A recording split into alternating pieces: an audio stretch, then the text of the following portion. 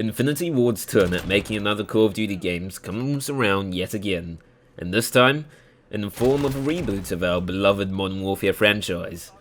Some characters come in a new package, and the original storybook is closed at the end of Modern Warfare 3.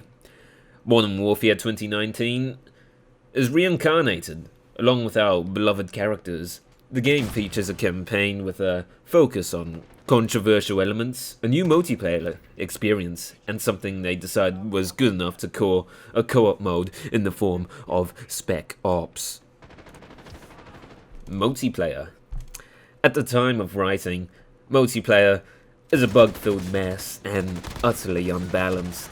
The M4A1 and 725 completely dominate the meta, and campers are littered everywhere with claymores.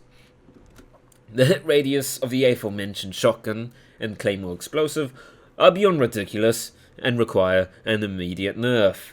The skill-based matchmaking forces good players to be matched with other good players, making every match slow and what Reddit calls a sweat fest. Lobbies are filled with tryhards.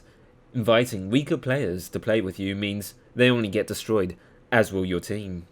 Modern Warfare also often tries to balance teams by giving them one hard carry, forcing all the pressure onto one person, just because they've done well recently. And I thought this was supposed to be a team game. Oh yeah, my team, like everyone else's team, sucks ass. Why? Because they don't play the fucking objective, or try to take map control. And I almost can't blame them, because if you're the one that makes the move, you lose to campers and fucking claymores. The maps are predominantly trash, with Piccadilly being the absolute worst of the bunch, with a spawn trapping and general horrible layout. Easily one of the worst maps to ever touch Call of Duty. Euphrates Bridge has stupid fucking sightlines, allowing bridge campers to see right to the back of either fucking spawn. The only half-decent maps were the ones included in the beta, like Hackney Yard, Grasner Raid, and Gunrunner, and even they're just decent at best. Not a single map is instantly appealing to play, like the iconic firing range, or, Nuketown. Maps like Arklov Peak, while beautiful, graphics-wise, still contain far too many angles to check. This forces you to play fucking slowly to check every corner before advancing into a fucking camper's crosshair, which themselves can be trained onto you from dozens of fucking spots. Player call-outs alert the enemy and make fucking assassination stupid fucking hard. Gunfight at least feels somewhat balanced and enjoyable. Except for that hill map. Fuck that map. Fuck it forever. Like most maps in MDub, it features far too much fucking noise in the terrain, which makes discerning enemy location far more difficult than it fucking should be. Too many times have I been fucking killed from somewhere where I can't see or I'm not fucking looking. Most of the time the enemy's right in front of me, but since they fucking blend in with the environment, I can't see them, because they always hide in fucking shadow. You know what I fucking mean? Though this has been improved since the beta, it's still fucking prominent enough to be annoying, causing stupid fucking deaths. The challenges were bugged at launch, not tracking properly, and there was a fucking graphical glitch that showed all your weapons as level 1 and showed your in-game level as something that was half your actual level. A minor nuisance, but still a nuisance nonetheless. The green square for new unlocks trigger me off the face of the fucking earth, and I can imagine most OCD people feel the same way. I'm pissed that there aren't the usual bootcamp challenges, and the only way to get new stuff is to do multiplayer challenges that you can only play towards one at a time. I'm pissed that Infinity Ward actively fucking encourages hackers and low-skill players, and I am pissed that they favor players with high ping rather than those with low ping. Ground war spawns are a fucking joke, and tank campers piss me off even more. That being said, it makes killing them all the more satisfying. Shooting people in this game is, however, still very fun, with a big redeeming factor being the smooth gunplay. Even though my aggressive style was punished, it feels great when I finally destroy a camper by rushing right into his fucking face. Playing the right way, as opposed to playing like a fucking bitch. Campaign.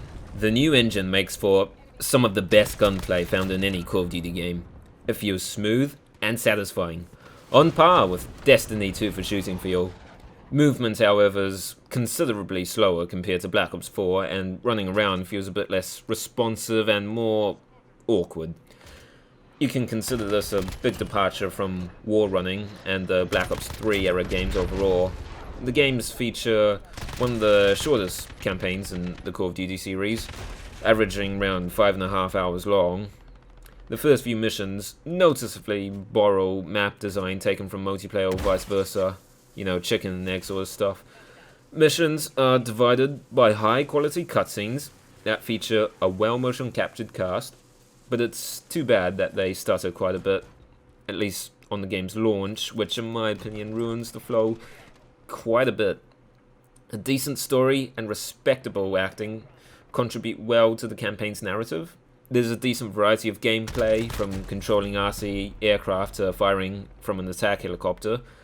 The campaign has a heightened focus on stealth gameplay, with multiple missions promoting it. A highlight for me was most definitely the tactical raid missions where you play as Kyle Garrick. Their tactical nature and room for surprises definitely kept the tension high, not to mention all the intense moments otherwise. I'm not saying that the campaign's lacking in action either. There are definitely many one-man army moments as well. Difficulty-wise, the campaign is decisively not easy. The more advanced AI and relentless aggression made my experience feel much harder than previous entries in the series. My first playthrough was on Hardened, and along with it followed many deaths, mostly because the game punishes aggression heavily, which seems like a common theme over all game modes. The one saving grace of multiplayer is the expansive gunsmith component and the return of modern weapons in today's graphics. Customization is a joy to play with, and makes custom games a pleasure. The multitude of attachments bring a new level of depth to your gun and much more meaning behind personalization. Graphics and audio.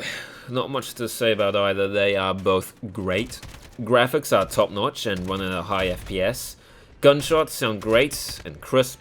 Hit markers are satisfying to hear, except for when you're using a sniper, obviously. They only have drawbacks, which are the footsteps, which need a slight rework in my opinion. This is why I advocate making Dead Silence a perk, since there are far too few counters to campers. They place a claymore right in the right angle, and you'd have no way of getting past it without using grenades to fucking blow it up. The spotter perk needs a buff, as even with it, the red outline barely shows during gameplay. I think it needs to be like a filled red X-ray like in previous games, otherwise it's too fucking hard to see. Spec Ops is an absolute fucking joke of a game mode, and it boggles the mind as to how it ever made it into the final fucking game. Destination-based missions inside a Battle Royale-esque sandbox? Are you fucking kidding me? It makes it feel so fucking low effort. Compare this to like Destiny 2 Strikes, right? And you can easily see the drastic fucking difference in quality. Special operations lack polish greatly, and it's so damn obvious. I can say without a doubt Spec Ops is the worst fucking mode of the whole fucking game. Except maybe for survival, because apparently it's not a part of my game. Thank you, PlayStation exclusivity. I won't forget this. And in my humble opinion, Modern Warfare 3 Survival was the best survival mode. Overall, I'd give the campaign a solid 8 out of 10. It would be higher if it were longer and had more content. I'd give the multiplayer a 5 out of 10, but listen to this. With a single fucking patch, it can be easily raised to a 9 out of 10. A single patch. would fix almost every single complaint I have with it. And Spec Ops.